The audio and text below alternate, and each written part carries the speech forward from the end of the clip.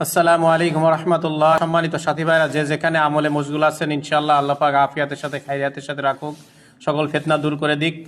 কিন্তু আপনাদের কাছে সবিনয় অনুরোধ যে আমাদের কোনো পোস্টের দ্বারা, কোনো সোশ্যাল মিডিয়াতে কোনো ভিডিওর দ্বারা এটা আমাদের কামের প্রতি কোনো দুর্নাম না আসে।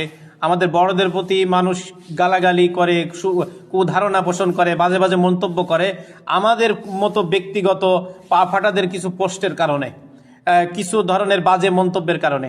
অনেক আলেম ওলামা হোক অথবা গায়রে আলেম হোক, বিভিন্ন ইসলামিক দলের লিডার হোক অথবা বিভিন্ন ফেসবুক চ্যানেল হোক, ইউটিউব চ্যানেল হোক, আমাদেরকে বাজে বাজে কথা বলতেছে, মুরতাদ বলতেছে, চরিত্রহীন বলতেছে, দুর্নীতিবাজ বলতেছে, ফিতনাবাজ বলতেছে, কত বাজে বাজে কথা বলতেছে, আমরা সন্ত্রাসী, আমরা তবলিগকে ষড়যন্ত্রকারী বলতেছে। এর বিপরীতে আমরা সঠিক জবাবটা তুলে ধরবো।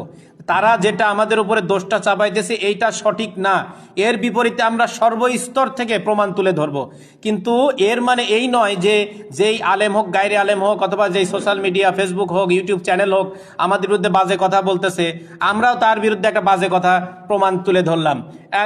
একজন লুচ্চা ওটার প্রমাণ তুলে ধরলাম, একজন খারাপ ওইটার প্রমাণ তুলে ধরলাম, একজন দুর্নীতিবাজ ওইটার প্রমাণ তুলে ধরলাম। এটা আমাদের মেহনতের উসুল না, এটা সিরাত এবং সুন্নত এবং আমাদের বড়দের মানসা না।